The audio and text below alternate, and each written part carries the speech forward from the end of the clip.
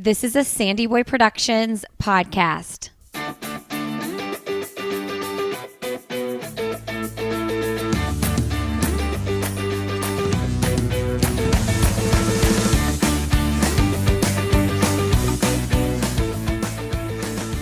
Hey everybody, welcome to All Have Another podcast with Lindsay Hine. I'm your host, Lindsay, and I'm so excited you're joining us today. Today's episode of the podcast is sponsored by Athletic Brewing Company.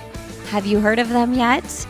They make the most delicious non-alcoholic brews, and they also have seltzers. I recently ordered some seltzers myself, and they were so good. They taste like a refreshing, spritzy, amazing summer beverage. Their delicious craft beer just happens to be non-alcoholic. So if you're looking to still enjoy a delicious beverage while abstaining or decreasing your alcohol consumption, give Athletic Brewing Company a try. They also give back. They donate 2% of all sales to Dollars to Maintaining Trails and Parks that are underserved. You all can save when you go to athleticbrewing.com, use the code ANOTHERATHLETIC15, and that'll save you 15% off. Make sure you grab at least 2 6-packs because then you'll get free shipping as well. athleticbrewing.com. Use the code ANOTHERATHLETIC15. That's ANOTHERATHLETIC15. Today on the podcast, I'm talking with Lauren Hurley. Lauren recently competed in the Olympic trials in the 10,000 meters. She qualified for that race less than a year postpartum. In her post-race recap, she says, wow, 1 year I was pregnant and wondering if I would ever compete at anything again. This weekend, I had the opportunity to race the cream of the crop in the distance running world. It was by far the best athletic achievement of my life and hands down the most enjoyable. Racing with my son and husband on the sidelines was a memory I will cherish forever. Wow, that's so powerful. It's powerful also because she was a professional triathlete for a very long time. She has done 1170.3 half Ironmans.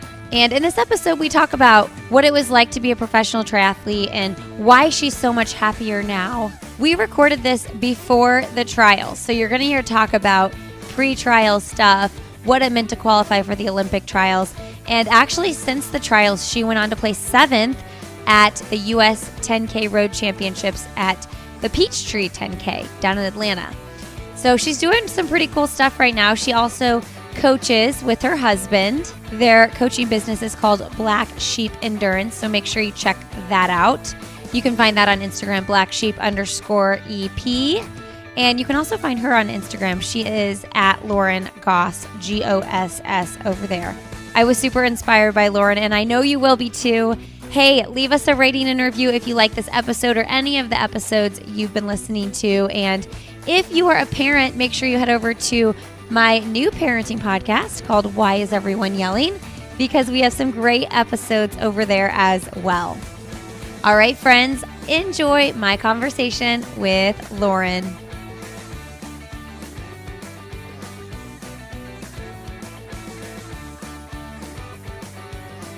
All right. Well, today on the podcast, we have Lauren Hurley on the show. Welcome to the show, Lauren.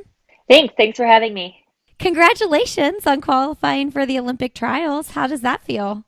Feels pretty awesome. I will say though, I don't have a running background at all. So this goal, I achieved this mark and like it's something I honestly didn't think was a possibility.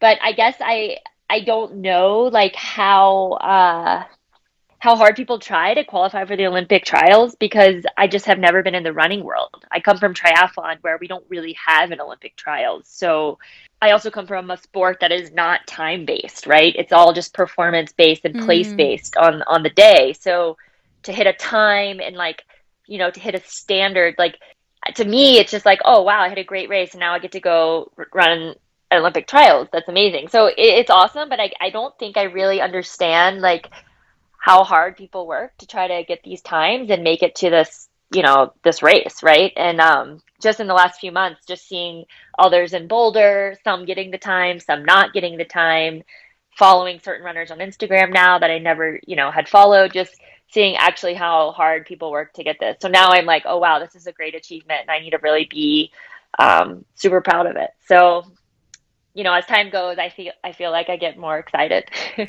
That's a really interesting perspective too, because yes, in running for like Olympic trials, there is that time standard, but then say you actually go to the Olympics or you go to world champs, like time doesn't matter and place is all that matters. So it's interesting that there's both in running, whereas in triathlon, it sounds like it's just performance based. Exactly. Times don't matter at Yeah. all. Yeah. Um, and so, I mean, similar to like the marathon, right? You saw the trials for the marathon, it was super slow because the Right, course right. was hard, right? So, I think triathlon's kind of like road racing, but the track, like, it's so crazy and different. But also, I felt less pressure and less, I wasn't nervous or anything because it is so simple. It's like you just have to run a certain pace per 400 and you get the time. It's not like, am I going to make the lead pack? Am I going to nail my nutrition? Like, like these types of things, right? Am I going to be able to manage the hilly terrain? Like that, they're not factors. So I literally went into this 10K, and especially racing in Portland where I knew the weather was going to probably be good. Um, I was like, I just have to run 77s 25 times. And I knew I could do that. So all of this pressure that I usually like of these unknowns that kind of went away. And I really went into that race with a very clear mind. That is such a cool way to think about it. Like pressure free, but you're coming from a very distance, not just triathlon, like distance triathlon. Like you 70.3, your specialty is so much longer. Did it jolt you at all? Because 77s for 25 laps is really fast. Yeah, it's fast. And also I live in Boulder, so like obviously I'm not running those times, right? So I'm also at altitude. So I was Yeah. like, I really, yeah, I had no idea. But in triathlon, it's like my races were around 4 hours, so you have time to make mistakes and you can recover, Mhm. right? Like you Mhm. have a dark moment, you can kind of come back from that. But in the 10K on the track, I mean, I know for track and field athletes, like that's a very long event. Like we'll probably have like Yes. 5 commercial breaks in the Olympic trials.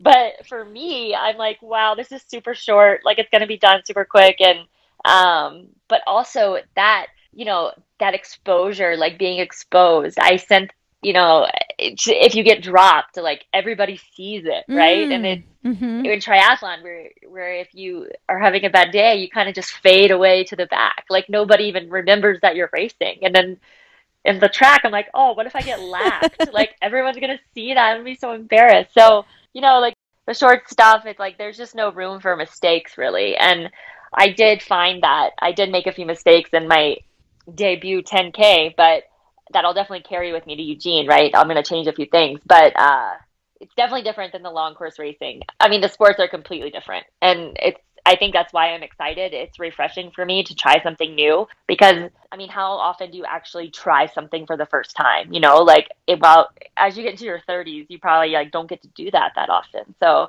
I was kind of looking at it like that. Like this is brand new to me, so I'm just gonna have fun with it. I love that perspective too as a parent, which we'll talk about. You're a new mom. Keep trying something new in your 30s, 40s, whatever, and beyond, and modeling that to your kids. Like, I think that that's such a cool story that you'll be able to tell your son, like, oh, yeah, when you were less than 1 years old, mommy decided I'm going to go ahead and just roll up my sleeves and see what I can do, on the track to see if I could qualify for the trials, even though that's not what my specialty is. And I'm sure in 5 years and 10 years, you'll think of different things to do, right? Exactly, exactly. And I think that's what keeps, sport a part of my life. Like I was super burnt out on triathlon and I never really wanted to do that again, yet alone do any type of interval training or, anything like that.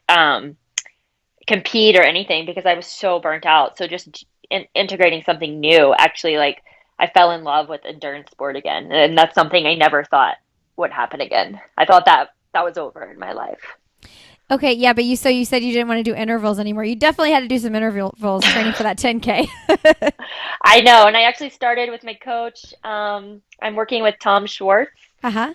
in Boulder, and we started working together in February so we haven't had that much time together, but it's been really great, doing sessions with him, and I like working with him because all our workouts are like the work is from 3 to 5 miles, so they're super short. Nice.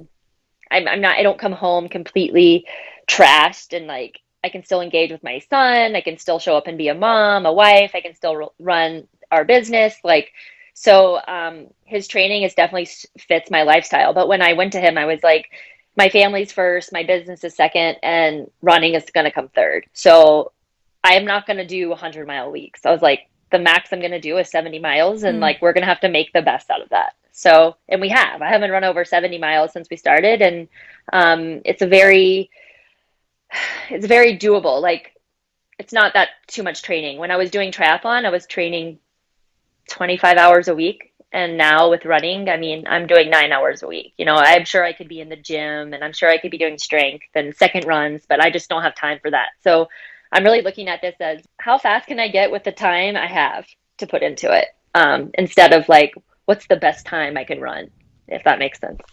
Yeah, I saw that your husband kind of gave you a nudge to reach out to that coach. Why did you choose Coach Tom Schwartz? We chose Tom because, well, he's local, right? He's a little outside of Boulder. He's like 20 minutes outside of Boulder. And we are coaches ourselves for triathlon, and we really liked his critical velocity, like philosophy, like this approach to running, to do a lot of training around 10K effort. Mm. And just as coaches, selfishly, we're like, we want to know what he's doing. So we're like, why don't you just sign up for coaching with him, and we'll see what kind of sessions he does, right? And then also, let's see how you do. Um, so we chose Tom because we were always a fan of Tom and his approach to training. Anyways, we were always listening to his podcast, reading his studies, following his PhD he was pursuing. So, we were kind of fans of his. So I just sent a Hail Mary and emailed him, and he told me to show up to track the next day. So got that rolling pretty fast. And ever since then, he's been a great friend and coach and mentor, and I've really enjoyed working with him. Okay, so I'm curious because this is a second athletic career, if you will. Like you've done the triathlon, you're done with that, you're hugely successful in that full-time job, and now you've just kind of like ran this first 10K, grabbed a trials qualifier, and I'm just curious, you're satisfied with that time and that, qualifying, but are you like, is this going to be another career for me, or am I just going to have fun with it? Do you know what I mean? Like, what is your thought process right now? Yeah, so I would say in triathlon, once I started getting really good sponsorships and stuff, I started feeling the pressure, right, to race and perform, and it kind of sucked the fun out of it. I mean, yeah, I was making good money, so there was obviously a positive, right? Right. But I had a few people reach out after I got this time in Portland, and I just don't feel it. I don't really want to go down that again. Like, I Mm-hmm. don't think I want to do sponsorships, and I don't want to make running number one. I Mm. just don't want to. And I know as a former elite athlete, to be world class, you have to make, sport number one, right? And I just don't see that fitting into my life right now. Nor do I really want it. It's just always going to come third, right? But I do think I can still do some amazing things. Like, I would say I kind of even thought this was a possibility because I started following Kiara D'Amato's story, right? She was a huge Mm-hmm. inspiration to me. And I was like, she can do it all. Maybe I can do it all, right? And so I'm going to keep going with this approach. And I'll see where it takes me. Like, I'm not saying I'll never, not consider running my number one like profession, but I'm not counting on it, if that makes sense. I'm gonna keep doing my 70 miles a week. I'm gonna keep doing my 2 workouts a week, and like if that gets me somewhere pretty far, then awesome. But I'm not gonna put more time into it. So I'm gonna just take it as far as I can with what I'm putting in. I love that. That sounds super healthy and approachable. Now, what are you guys doing from qualifying for the race? You did that at the Portland Track Festival to the actual trials. Are you changing anything up? Do you have any specific goals at the trials? So this is a great question because I went to the Portland Track Festival. I had no idea what I was doing. I mean, I did not know what a waterfall start was. I had no idea what was going on. I was just talking to a lot of women, right? Asking, before the race, super chatty. They probably thought I was so annoying, but I'm just like stoked to be there. And these girls are like, yeah, I run like 100 miles a week. I run 120 miles a week. I do 2-hour long runs. And I'm like, holy crap. I was like, I'm so underprepared. And, then I had a great race and I was like, maybe I'm not underprepared. But when I got back to Boulder, I was like, I got to do more. I was like, I got to do a little more miles. I have to. So even this past weekend, I increased my long run from 90 minutes to 2 hours. And I haven't run over 90 minutes in probably 3 years. And I did my track session 2 days ago and I was so dead. I felt so bad. And my coach was like, what's going on with you? I'm like, well, I like increased my mileage last week. He didn't advise that, but I did that on my own. And I was like, I'm becoming like, I'm getting sucked in to what everyone else is doing, And he's like, Lauren, you found that sweet spot training for you. It's 70 miles. It might be 100 miles for someone else, but this is the problem. 80% of athletes going into their big meet, they start changing stuff because they're starting to get anxious, right? You're starting to not have confidence. You're seeing what other people are doing on Strava and like, you start changing stuff. And that's why you see so many people that should win Olympic trials, they suck because like they try to increase everything right at the end, when they had this formula that was working for them. So thankfully that only took like 3 days for me to figure out. So no, I'm not going to change anything. I'm going to keep doing exactly what I did leading up to Portland Track Festival. I like drinking wine. I like being social. Like we go on hikes with my family. Like I'm going to just keep rolling with whatever I was doing and have that healthy balance and not try to get caught up in like, oh, what everyone else is doing, because I do think the fact that I was so far removed from running and I didn't really know anyone or what was going on or who was actually on the start line next to me, like what they have done. I think that was actually why I actually did a good race because I just really didn't care. I just went to it super casual and just had fun with it. So I'm going to really try to take that to Eugene, that like casual, playful approach.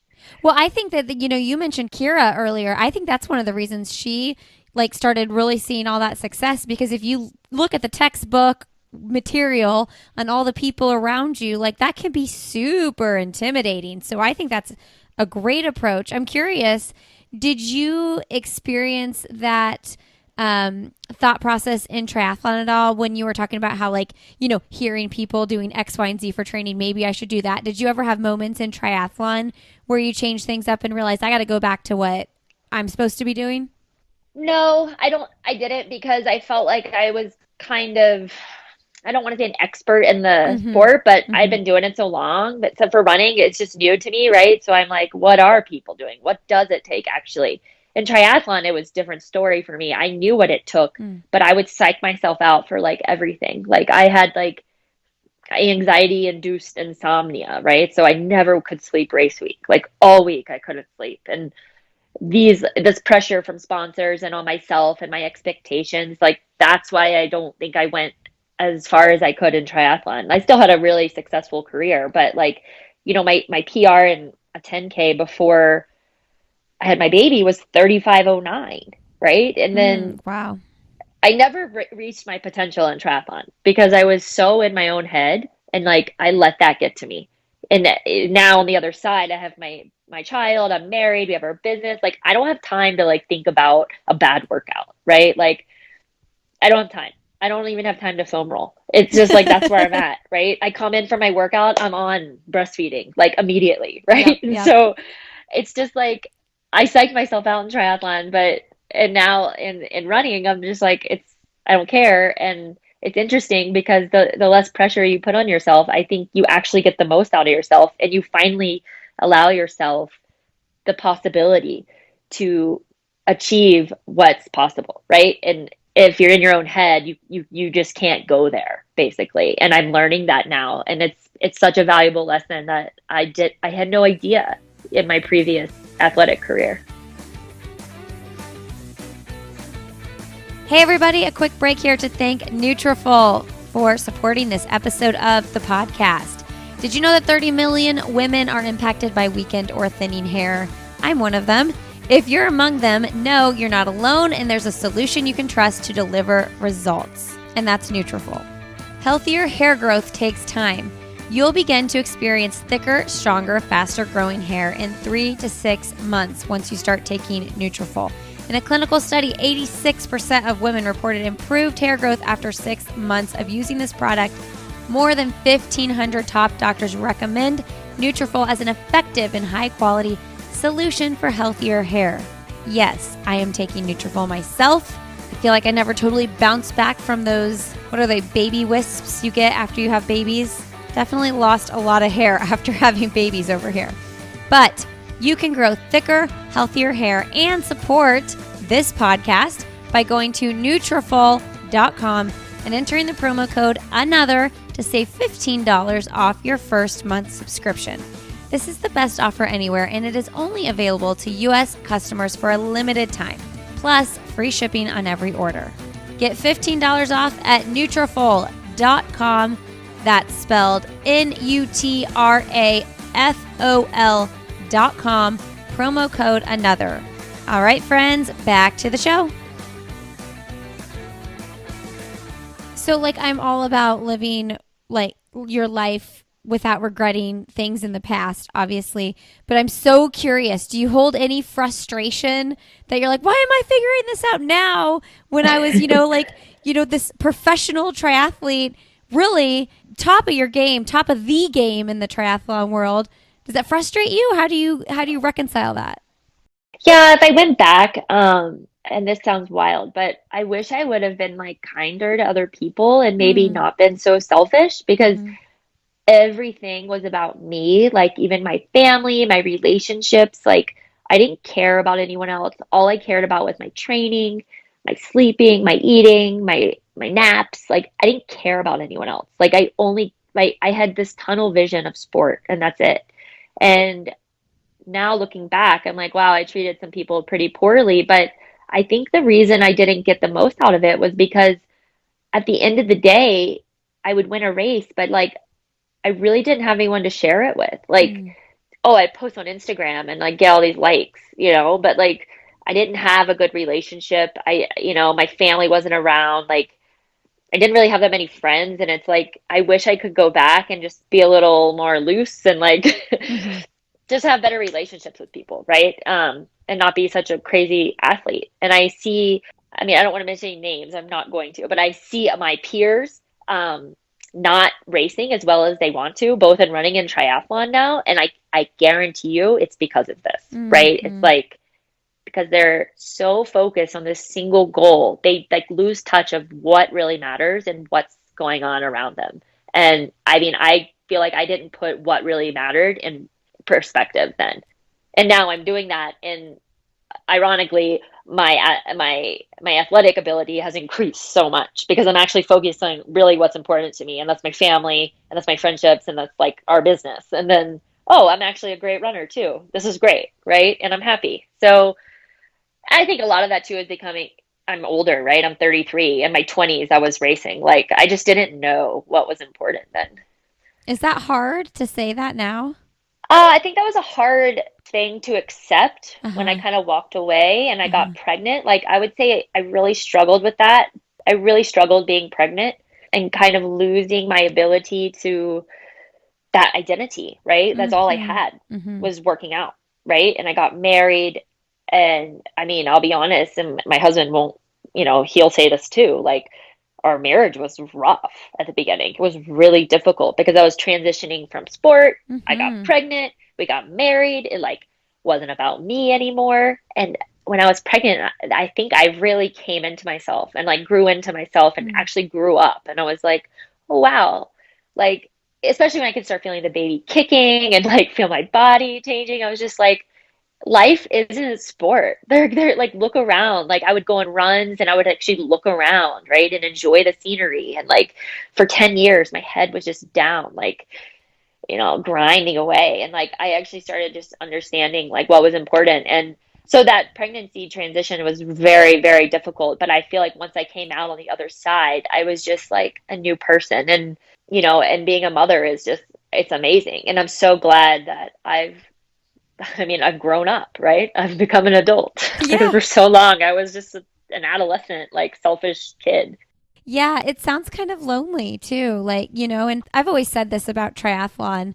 And I'm not even talking about the pros, but my husband, he did one Ironman back in the day. And we always say, like, this is such a selfish sport because it's so freaking time consuming, Yeah, it really is. Even on the amateur level. I mean, there's just no way around it. It is. Oh yeah, we have a triathlon coaching business, and I coach moms or dads who have kids, they have jobs, they're trying to do an Ironman, they're working out 18 hours a week. And I'm like, I don't know how you do this Yeah. or why you would even want to. I mean, Yeah. this is my job, so I hope they continue doing it. But Right, right, right.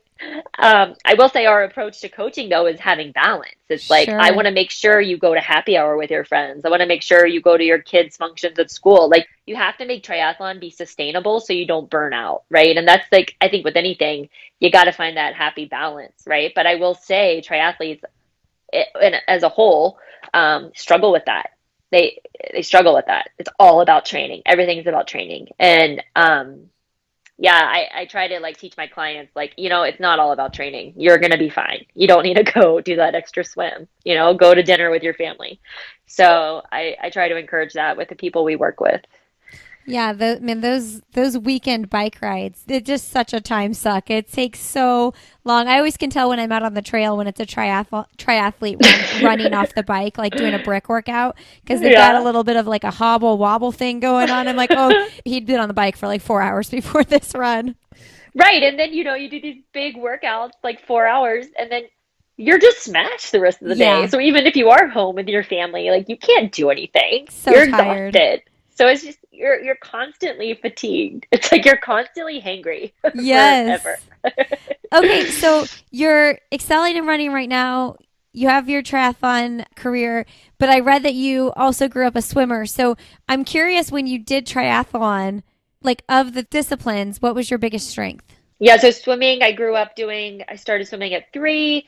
I was very competitive. I was on a trajectory to swim in college, get a scholarship, but I actually stopped swimming around 16 because I had an eating disorder and I got really skinny and I got really slow. So I quit. So I didn't do sports from 16 to, I don't know, 19 or 20. Hmm. And then I was in college and I needed some outlet, like of stress release. So we had this 3 mile loop around our campus. I went to Clemson University and I started running that once a day, this 3 mile loop. And then I started getting into running. So that was probably, yeah, 19 or 20 years old. And I fell in love with it. Like I loved it. Then I got back in the pool actually and started swimming again. And then I had a boyfriend who did triathlon and he was like, you should do triathlon. You're a great swimmer. You're starting to run. Like now you just have to get a bike. So I will say cycling throughout my whole career was always my weakness. Mm. And I actually think that's because I hated it. Like Hmm. we just talked about, like it was so time consuming. Like I just didn't like training on the bike. So I guess my swim was my best and then my running and then cycling. Which is so hard because cycling takes up the bulk. It's such a long piece I of it. know. Um, I know. Triathlon in college, though, that's super interesting because it's just not a traditional trajectory. I don't even remember like hearing about it at all when I was in college. So, what was that like? And also, I'm curious, were you fully recovered from the eating disorder? And did getting back into exercising so much fuel any of those previous behaviors? Um, well, the first to answer your first question, it was a club sport triathlon. So, Okay. um, yeah, so we had the club national championships, right? And like it was actually pretty competitive. And now some schools are making women's triathlon an NCAA sport. That's cool. So that's really cool to see that happening. Especially to make our Olympic team much stronger. I think that's going to be awesome. Hmm. And with the eating disorder, it's it's funny because I would say actually running kind of made that made me get better because typically people think, oh, running, oh, then you feel like you need to be skinny because then you're fast. But it was the opposite for me. Running filled that piece of control that I needed, I guess, at the time. It made me feel good. And I don't know, like the running kind of made me healthy again. So I would say running is what kind of ended that eating disorder, along with obviously other work, right? And I kind of traded one thing for another. So, but I did running in a healthy way. And I've never, ever, ever actually even thought about I needed to be skinnier to run faster, even now, like I know, and I've learned from my past, like that's just going to take running away for me. Right. So I've actually, ever since then, I've actually really never struggled with it again, but sport has kind of managed that. Right. I feel like it's a healthy balance. Okay. I'm super curious. How did you meet your husband? So we met at a race in San Francisco, the Escape from Alcatraz triathlon. And we kind of exited the swim at the same time. Okay. I know that sounds crazy, but I had met him before the race at a coffee shop. He was a friend of a friend, but I didn't think much of it, like whatever. And then we came out of the water together, out of the swim, and I was like, oh, that's like interesting. I was like, that's ironic. Out of the 3,000 people here, he's the person I'm coming out of the swim with. So that was interesting. And then we just kind of stayed in touch. And it was pretty quick. He was living in San Francisco at the time. And he was not a professional athlete. He just did, triathlon as a hobby. And yeah, we met, got married, and got pregnant like all within 2 years. So everything was super quick. So yeah, we met at a triathlon. So did you beat him in the triathlon? So, well, no, because he was doing a relay. So he was Okay. actually only doing the spin portion. Oh, that's so good. Yeah, I noticed. I was talking through your Instagram, and I was like, man, they got like pregnant like the day they got married. I know. We got married September 28th, and we think I got pregnant around October 24th, Oh my gosh. and like we did not get married because I was pregnant. I got pregnant after. But at the time, I was quitting. I mean, I was just ended racing triathlon, right? So I was like, I want to get pregnant immediately because then maybe I want to get back into something else, Okay, so you So wanted to have a baby then early on. yeah, I did. I did. Yeah. But your first year of marriage, it's like you're done with triathlon. You also got married, got pregnant, and it's like, I mean, being pregnant, there's a lot of hormones and like emotions involved there. It's not just like, okay, we're gonna have a baby now. So I'm sure that on top of losing the ability, I know you worked out through your pregnancy, but like you're not working out at the intensity that you were. So I'm sure that was really challenging. I mean, did you have moments when you're walking through that where you're just like, okay, we need like a come to Jesus here so we can talk through what's really happening? Because the first year of marriage can be hard regardless, but add that in there, that's tough. Oh, it was so hard, and I was like a monster again. I ran every single day of my pregnancy. I never took a day off Okay. through 33 weeks, every day. Like, I mean, by the end it was a run walk, but I Uh-huh. got out there every single day. And people thought I was crazy, but I'm like, I'm working out within my means. Like, I know if I'm pushing it and I'm not, and, that was fine. But I mean, I struggled too because here my husband is, he was like, I'm going to train for a half marathon. I'm going to get a coach and like, I'm going to have workouts. And I was like, no, you're not. I was like, I can't do that. Don't leave me So behind. I was like, don't leave me behind. I was like, I can't work out anymore. My Uh-huh. body is like changed.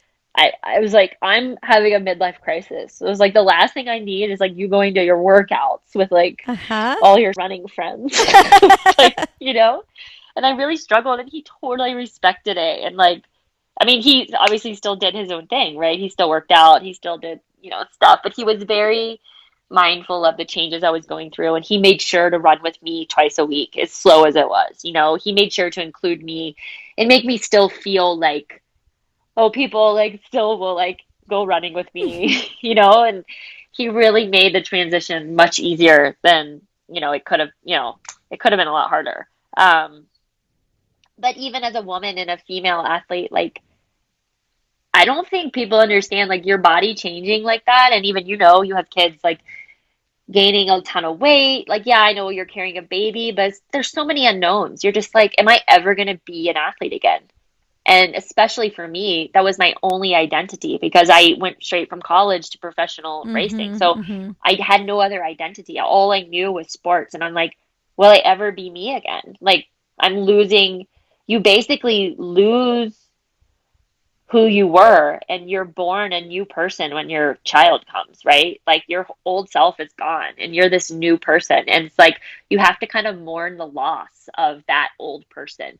And that was difficult, but I think that's difficult for everyone. And I just had to, as soon as I accepted it and stopped fighting it, it got a lot easier. And now on the other side, I'm like, oh, I'm good, right? But when you're pregnant, you just don't know. You're like, am I ever going to be able to run again? Like, I don't know, and those unknowns were caught, like, they're scary. I remember like actually towards the end of all of my pregnancies, I don't know, once I hit 32 weeks or later, I would get super claustrophobic in my body, like, oh my gosh, just like, and to me it wasn't even about the weight gain. I just felt like I had no control over what was happening in my body, and I was just like trapped, and Oh, yeah. honestly, my fourth baby, that was like my biggest fear when I found out I was pregnant. I was like, can I handle that anxiety of feeling that again?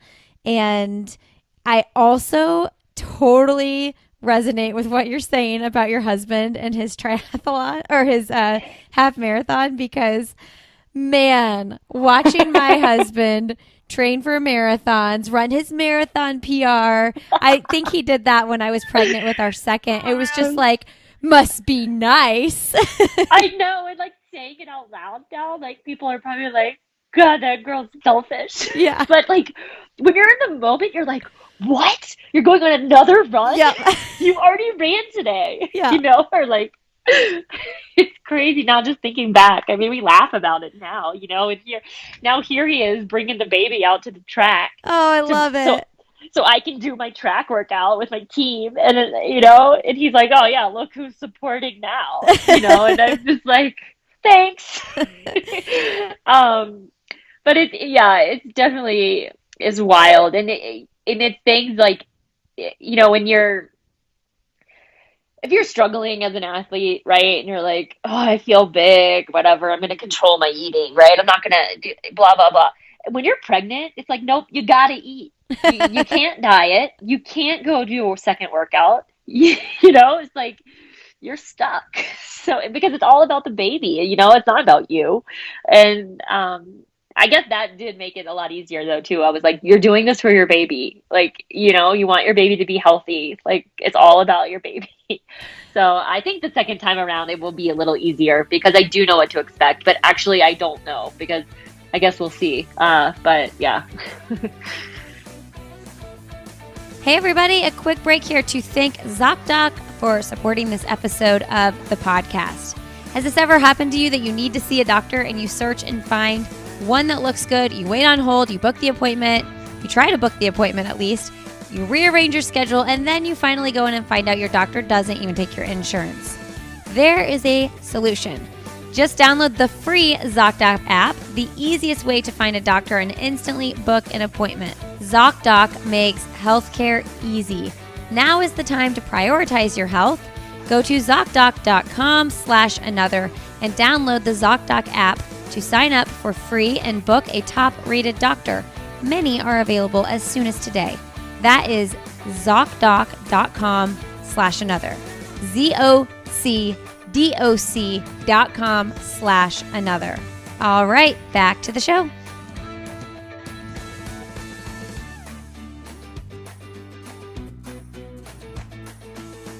Yeah, did you have any struggles with postpartum anxiety or depression?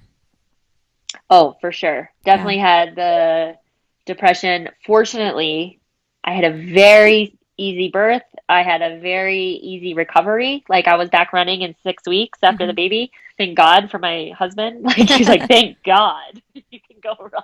Right. But I definitely struggled with the postpartum depression. Like, I had to get some therapy. I had to do some work on myself. And I fought it though. I was like, I'm not depressed. I'm fine. I'm just tired. Yeah. Like, like I'm just not sleeping. But then I finally again accepted it. Like, I do need help. I need to reach out to someone.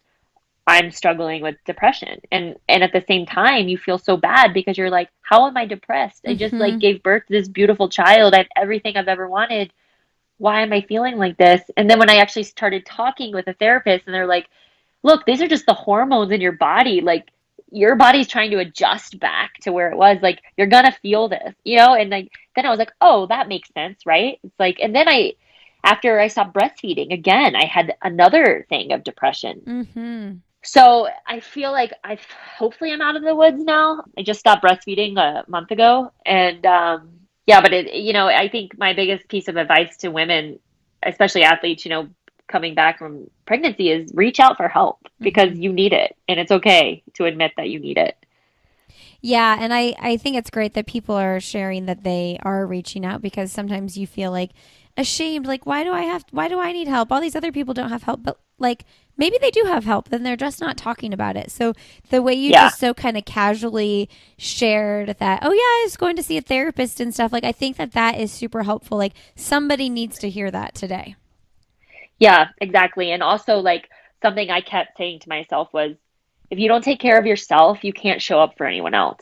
So I started putting myself before everyone else. My sleep, my eating, you know, my mental health. Like, I knew I had to take care of those things before I attended to my child or my husband, right? And that also at first felt weird. Like, why am I taking care of myself first? But now, I'm realizing, like, I can't be a mom or a wife unless I'm mentally okay, right? And my mental health is important. And I attacked that pretty quickly. And I attribute my running success now just from that.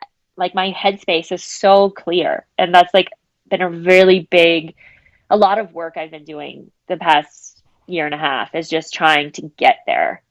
Ever since I got pregnant, it's been this huge kind of like project, right? And I would say that's probably my biggest achievement to date, is like being mentally healthy. And I didn't realize how life-changing that can be. I always tell my kids, like, hey, guess what? I'm going to eat first. Like, if I'm making them all lunch and I'm like ravenous and starving and everybody's asking for things, I'm like, guess what? I have a body too. And my body needs to be fed so that I can do the things I need to do for you. And I think so often moms, especially, like put themselves last with like in the food department, in the shower department, simple things like that. And I'm like, oh, no, I'm getting my shower. I'm getting my full meal. And you'll all get what you need too. But like, I'm not neglecting that because I'll do it hangry and upset if I don't take care of mine first. Exactly.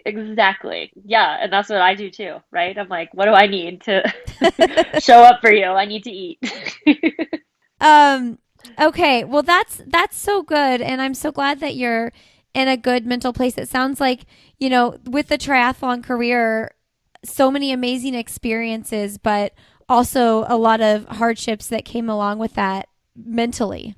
Yeah, a lot of pressure on myself, a lot of expectations, a lot of sponsors, like, dealing with them. That's a whole nother conversation, right? And the social media thing. I mean, Like feeling like you had to show up on social media. yeah, like I had to pretend I was happy when I was not, you Wow. know, Wow. like always look like everything's going okay. And maybe that was a choice I made, right? But it's like Sure. you feel the pressure to do that instead of just being honest. And I think the more honest you are now, I mean, now I just try to be honest if I do social media, which I don't really that much anymore. I think people appreciate that more. So now, like on these, if I do any podcasts now, where I used to just be like, oh, everything's going great, training's great, everything's great. Like, I'm just honest. Like, it's not great. I'm Yeah. struggling, or like this is what it took to get here and whatnot. But yeah, the triathlon stuff. I mean, maybe I'll do another triathlon in my day. I don't know. I will never say never. But for now, I'm really enjoying the life balance because I think we really have something special at our house going on. And I get to go to the Olympic trials, and that's just icing on the cake. I never ever thought that would be a possibility. That's Like so cool. ever. I know it's crazy. And, I know I'm going to be there with a lot of fast, fast, fast women, but I'm just excited to be in the mix and see what I can do, super bummed though, Kira's not racing. I Like, know. that was like the only reason I wanted to go. I wanted to like race with her. She's so Um, freaking cool. I know because her time is kind of like it's not slow, obviously, but she did her qualifying race in humid and hot Uh-huh, conditions, uh-huh. so she was gonna be in my heat, in the slower heat. I was like, I'm just gonna run behind her the whole race and Oh my until I gosh. until I blow up. Like that was my plan, and now she's not going, and I'm so bummed for her. But she'll bounce back and do great things this fall. So, yeah, I'm just looking forward to seeing what it looks like at the tippy end of the running world, right? And just kind of experience it and soak it in. And I hope I get a PR. Like I would love to run the Olympic standard time, 31:25. Okay. If I don't, Big PR. yeah, if I don't, I don't care. I'm really going into this race not for a PR though. I'm really going into this race to be in the race in my heat. So I'm gonna go out with the group, like, the front Mm-hmm. group, and I'm just gonna hang on. Like why not? I already have my PR this year, so I don't really care about that. I just kind of want to see what my limits are. So you can either expect an amazing race from me or an epic blow up. So I love that. That's so good. But I did read somewhere that when you ran your first open marathon, you negative split by like 15 minutes, didn't you? yeah, I did. I That's did. crazy. I know, but I did that. I was in college. I had never run over 12 miles. I had registered for the half marathon. And then they emailed us and were like, for $20, you can change to the full marathon and qualify for Boston. So I was like, I'm doing that. So I did that, and then I negative split. I think I ran like 3:10 or something, and but I was so injured after that forever Oh, that I I couldn't even bet. run Boston marathons. So that was Oh my stupid. gosh. Um, I know. okay, question. Have you ever met Kira or have you have you ever talked to her? Just on Instagram, I Okay. like reached out to her. Actually reached out to her asking about spikes because the Portland Track Festival was actually my first time ever wearing spikes. So I didn't even know like I was like, what's the Nike Alpha Fly version of spikes? You know Mm. what I mean? I was like, Hmm. what's the fast spike right now? Because I need it. And so I asked her some questions like that and, just some advice for running the 10K. But that's it. No, I never met her. I hope to meet her at a race at some point, but I don't see myself doing any marathons. So I don't know where I'll see her in the next few months. Maybe you'll cheer at a marathon that she runs in the fall. Yeah, maybe my husband will go do that marathon Yeah, there behind you me. go. There you go. I love it. Well, and then I'll Yeah. come do an interview panel of like badass mother runners, and you can be one of them, and Kira can be one of them. There you go. You'll be on a panel together. We got it. Perfect. We planned it all out. Yeah. Yeah. Okay, that is so so great. I just and I last thing on Kira, she was one that I was like, my money's on her. I just feel like she's got a fire in her, and when she gets out there, she will make things happen. So, yeah, I'm super bummed at that announcement too, but always, always cheering for Kira and excited to see what she does this fall. Yeah, me too. I definitely thought she'd make the team. That's why I was like, I'm running with her Yeah, yeah, I'm until going I with that die. girl. Hmm. Yeah, she was my ticket. So I guess I have to choose my next person. Yes. Well, I'm going to be paying attention watching the trials. Like, I'm going to be like, who's she clinging on to? Who's she riding with Yeah, there? do it. Okay. Well, we'll have to wrap here, Lauren. This has been really fun to get to know you. What is something professionally or personally that you'd like to do that you haven't done yet? Let's see. I think uh probably start a community here in Boulder. Like I would say in Boulder there's not a community for sport, right? Everyone doing their own training plan. Nobody Mm, needs to do stuff together, right? Everybody's like, I have my own workout. I'm like, I'm not going to alter that for you. And so sure. I would love to make a community track group or like, a mom's track group or just something like that. I want to build something special in the Boulder area that can involve a lot of people, like not just elites and not, Mm-hmm. and not just kids, like whatever. And that's something I feel like I'm called to do. So hopefully I can get that going here now that COVID's over. I love that. That's awesome. Who is someone fun, motivating, or inspiring you'd like to have coffee, tea, or a cocktail with? A dead or alive? Whichever you prefer. Well, actually, probably Kira. Kira! Yeah, I would love to meet her and have a very strong cocktail with her. I love it when those are the people have an answer that's like someone that I'm like, oh, that's going to happen in like the next 5 years. I love that. That's so good. Exactly. What's the best, most recent book you've read? It would have to be The Rules of Marriage by Terry Real. Okay. It's a fantastic book. Anybody who gets married in the near future that are our friends, we get them this book because we're like, this book is gold.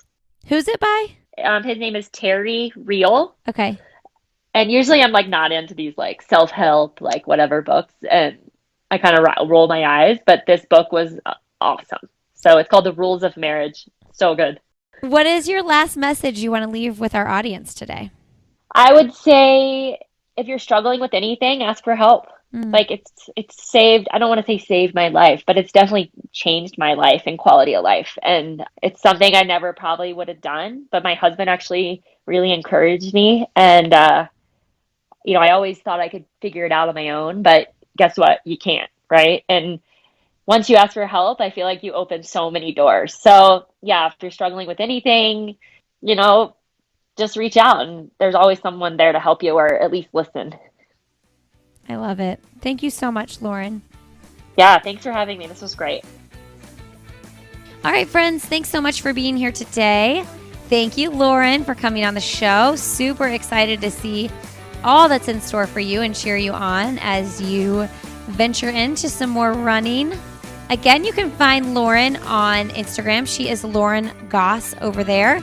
You can find me on Instagram. I am Lindsay Hine 626, as well as Twitter at Lindsay Hine and Facebook. I'll have another podcast with Lindsay Hine where we have a group as well. You should definitely go check out my parenting podcast if you're a parent. It's called Why Is Everyone Yelling? I'm sure you've heard yourself say that a time or two if you're a parent. And check out Athletic Brewing if you're looking for some delicious non-alcoholic beer or seltzers. I am totally digging them this summer. Go to athleticbrewing.com. Use the code ANOTHERATHLETIC15 for 15% off your order and free shipping with orders of 2 6-packs or more. So grab a 6-pack of beer and a 6-pack of seltzers and let me know what you think. All right, friends, have a really great rest of your day, a wonderful rest of your weekend, and as always, we will see you next Friday.